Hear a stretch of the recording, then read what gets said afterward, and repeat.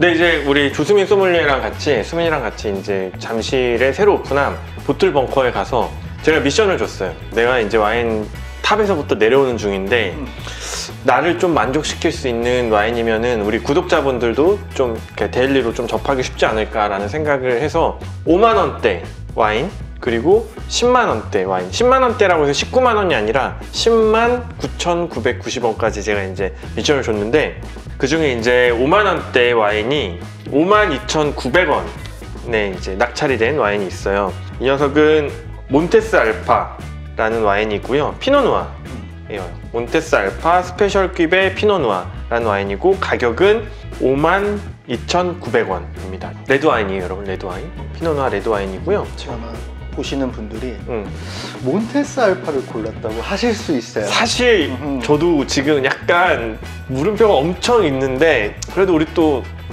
조수민 소믈리에니까 또 믿고 한번 가보도록 하고 그리고 10만 원대 그래서 이제 11만 원 전까지 10만 9,990원까지 고를 수 있는 권한을 줬는데 무려 세이브를 했어요. 14,000원이나 세이브한 9만 원대 와인을 골랐어요. 10만 원까지 필요 없다고 하고 이 녀석은 러시안 리버 셀렉션 샤르도네 화이트 와인입니다. 그래서 보통 우리가 화이트 와인을 좀 더 저렴이를 먹고 레드 와인을 좀 더 비싼 걸 먹는데 오늘은 좀 약간 바뀌었거든요. 그래서 이제 5만 원대와 9만 원대 와인에서 어떠한 퍼포먼스를 보여줄지 기대가 되고 또 오늘은 이제 첫 시간이니까 전반적으로 이제 와인을 공부할 때 뭘 중점적으로 봐야 되는지 그 시작에 대해서 한번 이야기를 와인을 마시면서 좀 갖는 시간을 갖도록 하겠습니다. 여러분 기대해 주세요.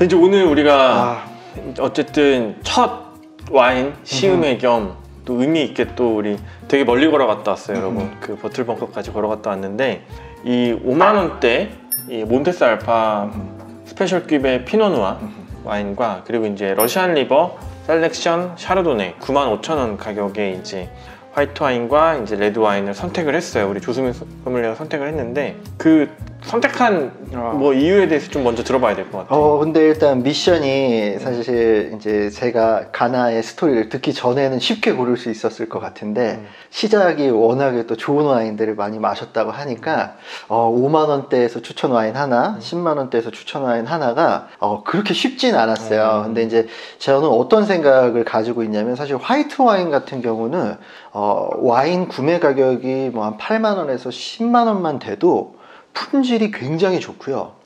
반면에 레드 와인은 사실 5만 원짜리나 10만 원짜리나 이제 품질 차가 엄청 큰 거를 찾기가 쉽지가 않아요. 그래서 일부러 제가 화이트 와인을 조금 비싼 걸 했고요. 오히려 레드 와인은 정말 가성비 와인을 이제 선택해서 오히려 이제 화이트 와인이 조금 더 비싼 와인을 골랐는데 두 개 다 어떻게 보면은 좀 프랑스 부르고뉴에서 유명한 포도 품종으로 골랐어요. 그치. 스타트를 또 부르고뉴 와인으로 했다 그래서 그래서 첫 번째 화이트 와인은 이제 게리 페럴이라고 하는 생산자가 만드는 샤르도네 100% 러시안 리버밸리 와인인데 이 와인 같은 경우는 사실 게리 페럴은 부르고뉴의 도멘 몽띠유라고 하는 뭐 볼레랑 뽀마르 그리고 본루만에서 말콩소르를 만드는 되게 유명한 생산자 와이너리에서 실제로 와인 메이킹을 하다 온 분이거든요. 그래서 생산량도 사실 많지는 않고요. 국내 수입된 지 아마 얼마 안 될 거예요. 근데 와인의 특징이 뭐냐면 사실 미국 와인이라고 하면은 엄청 리치하고 오일리하고 산도가 부족한 거를 떠올리실 수 있는데 이제 게리 페럴의 러시안 리버밸리 샤르도네 같은 경우는 입에서 보여주는 미네랄리티라든지 산도가 엄청 좋아요. 정말 블라인드 테이스팅 하면 소믈리에들이 부르고뉴 뭐 필린이나 샤샤뉴 콜 하는 그 정도로 이제 입에서 퍼포먼스도 좋고 완전. 네. 그리고 또 향은 또 어쩔 수 없는 미국의 때루아를 가지고 있지만 이 굉장히 리치하면서도 잘 절제되어 있어요. 그리고 이제 이런 미국의 샤르도네나 피노누아, 뭐 뉴올드의 와인을 드실 때 팁을 하나 드리면 조금 더 차게 칠링 하시는 거를 추천을 드려요. 그래서 저희도 오픈하기 전에 굉장히 차갑게 아이스 버켓에 칠링을 한 이유가 지금 아이스 버켓이 밑에 있어요. 워낙에 또 알코올 도수도 좀 높고 그리고 향이 너무 진하다 보니까 차갑게 칠링을 했을 때 향이 조금 덜 느껴지는 그게 오히려 장점으로 작용할 수도 있고요. 어떻게 보면 그게 최적의 밸런스가 맞아요. 그리고 산도는 온도가 낮을 때 훨씬 더 청량감이랑 시원하게 느껴질 수 있어서 이런 미국 와인들을 드실 때는 저는 개인적으로는 조금 더 차갑게 칠링을 해서 서브를 해요. 그러면 훨씬 더 우리가 흔히 뭐 재미하다라고 하는 레드 와인도 좀 더 칠링을 하는데 그런 좀 너무 농축되어 있는 뉘앙스들도 줄일 수 있고요. 그리고 산도가 상대적으로 부족했을 때도 산도를 좀 더 시원하고 청량감 있게 느낄 수 있어서 아이스 버켓에 좀 더 차갑게 칠링을 한 화이트 와인인데 원래 블라인드로 줘야 이게 더 선입견이 없을 텐데 또 가격도 알고 해서 그래도 뭔가 미션에 합격을 반만 어떻게 했나요? 아유, 오늘은 처음이니까 이게 아까 95,000원 가격인데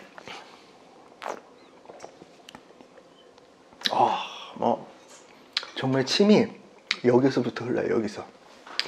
그리고 이 약간 솔티하다라는 표현은 사실 와인에서도 특정 와인에서만 쓰는데 진짜 약간 솔티하다라는 표현을 할 수 있을 정도로 이런 젖은 돌이라든지 그리고 약간 이런 광물적인 미네랄리티도 엄청 많이 느껴지고요. 한번 뭐 향 맡을 수는 우리 없으시겠지만 첫 짠 한번. 예. 네. 어떤 것 같아요?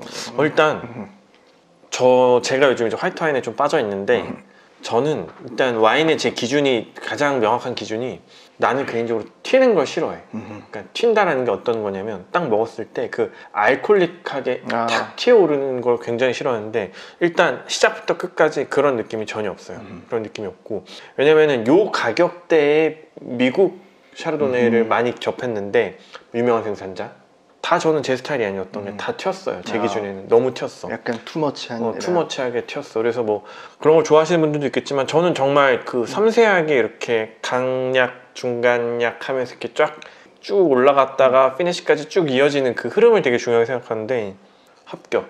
솔직히 블라인드였으면 저는 무조건 부르고뉴 샤르도네를 정말 많이 나와요.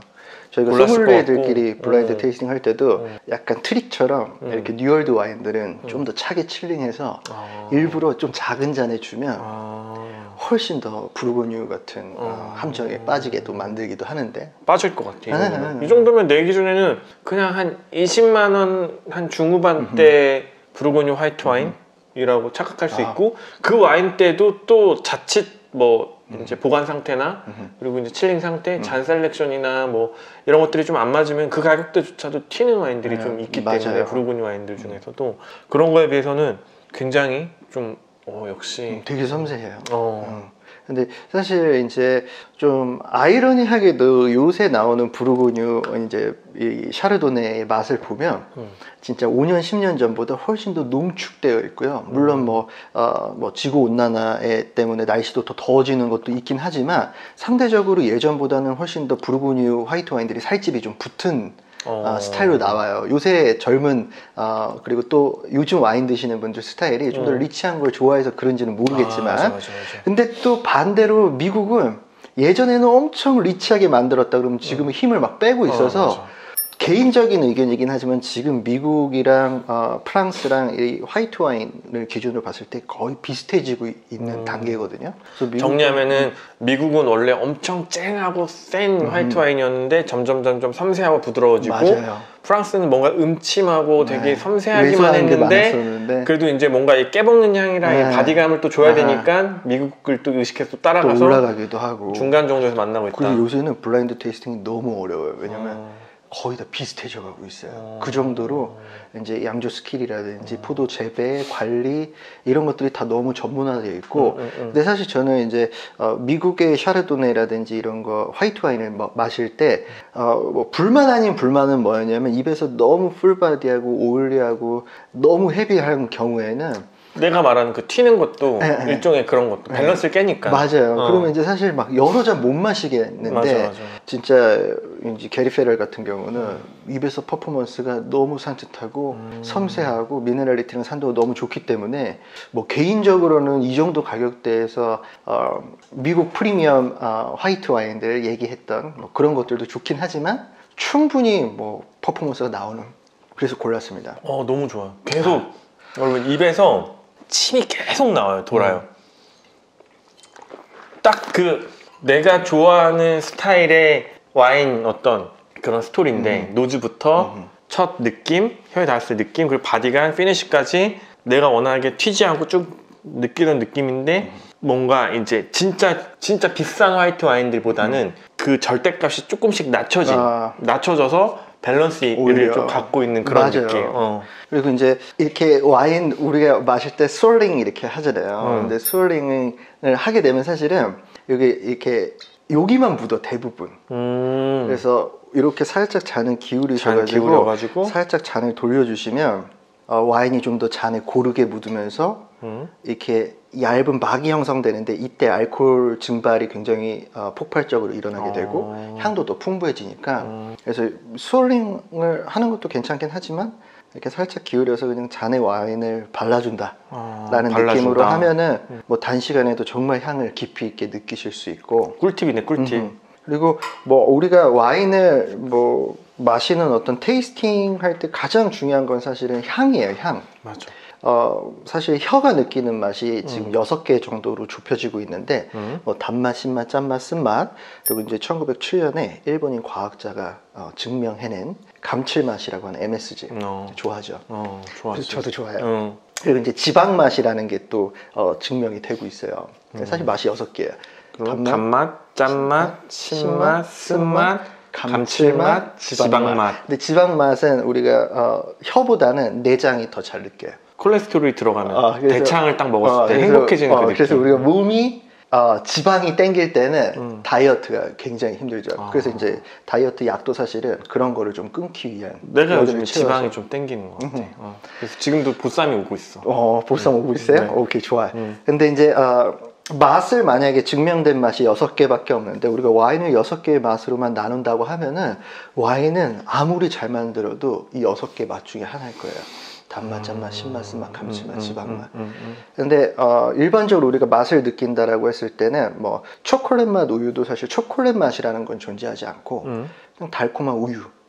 커피 맛도 실제 맛은 달콤한 우유. 근데 거기 초콜릿 향이 들어가면 우리 뇌가 초콜릿 향이 느껴지는 달콤한 우유 하면서 초콜릿 맛 우유로 인지를 한단 말이에요.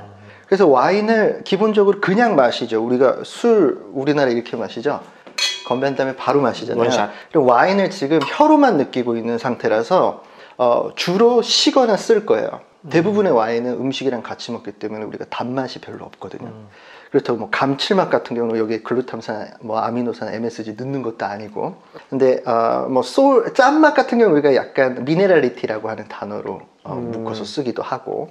근데 실제로 우리가 이 맛을 그냥 신맛만 향을 집중하지 않고 입으로만 와인 맛을 보면 주로 신맛이 느껴지는데 향을 맡았을 때 내가 사과의 향을 인지하는 순간 갑자기 이 신맛이 사과의 신맛으로 바뀌어요. 초콜릿 맛처럼. 약간 후각에 의한 맞아요. 맛의 그래서 변화네. 우리 뇌가 훨씬 더 와인을 입체적으로 즐길 수가 있거든요. 그래서 여러분들이 와인의 향을 맡는 게 굉장히 중요해요. 근데 와인을 배워보신 분들은 알 텐데 뭐 제가 지금도 와인 마시면서 뭐 버섯향 느껴지세요?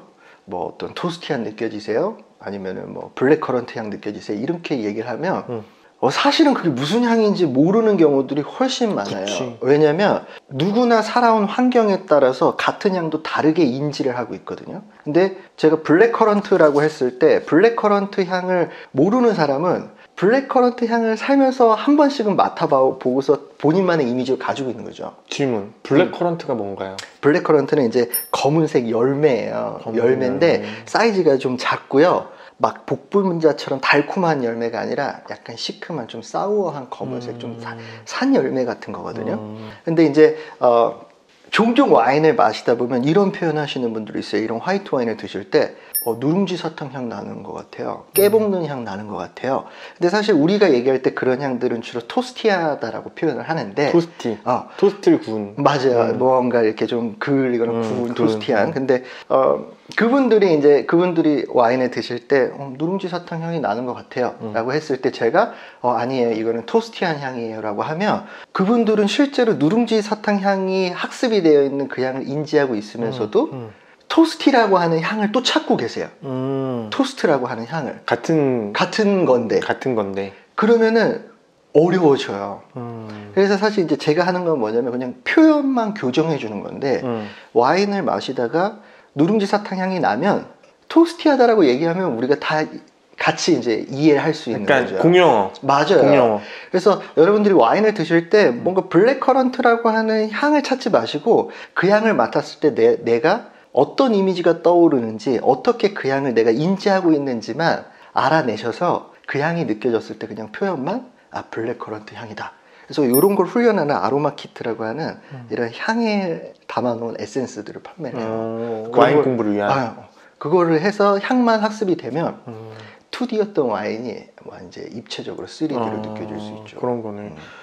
예를 들면 사실 우리가 얘를 와인이라고 부르는 것도 어떻게 보면 우리가 공통적으로 다 아는 거잖아. 그쵸. 그냥 뭐 포도물이라고 표현할 수도 있고 뭐 검은색 주스라고 표현할 수도 있는데 와인이라고 표현하는 거는 우리가 다 이걸 와인으로 이제 서로 인지하게끔 하는 도구니까 이런 것도 지금 내가 맡았을 때 나는 개인적으로 옥수수와 참기름과 그 깨볶는 향이 나는데 이런 것들 여러분 이제 앞으로 뭐라고 한다고요? 토스티하다. 그럼 좀 약간 저 사람 와인했대 좀 안 해? 라고 좀 그런 소리를 좀 들으실 수 있을 것 같아요. 이게 뭐 외국에서 만든 술로 시작을 하다 보니까 사실 외국 사람들한테도 뭐 깨볶는 향, 참기름 냄새 이러면 또 커뮤니케이션이 어려울 수 있어서 이제 그런 자리에서만 좀 공통의 언어를 써도 되는데 우리가 뭐 친구들끼리 먹을 때는 사실 다 비슷한 시기에 같이 자라왔잖아요. 맞아. 그러니까 사실은 뭐 깨볶는 향이라고 하는 게 오히려 더 직관적으로 듣는 사람들이 이해하기도 해요. 그래서 어떤 표현이 뭐 잘못되거나 이게 정답이다 이런 거보다는 이제 좀 중요한 자리에서는 이런 공통의 언어들도 배우셔서 표현만 다르게 하시면 훨씬 더 쉽게 와인을 즐기실 수 있어요. 와, 근데 얘는 진짜 가성비 갑이다. 어떤 거 같아요? 어떤 거 느껴지는지 한번 얘기해 볼 수 있어요? 그래도 우리가 일단 노즈가 너무 토스티. 노즈가 너무 토스티하고 여러분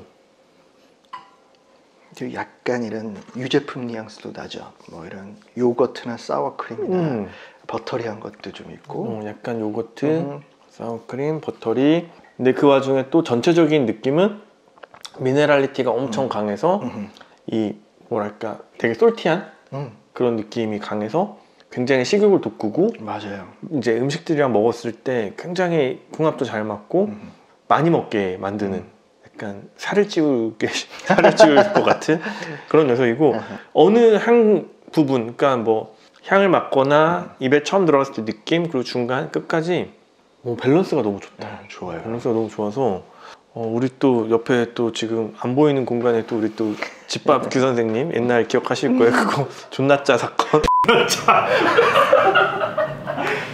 그것도 장본인 옆에 계신데 지금 홀짝홀짝 거의 다 비우고 있어요 지금.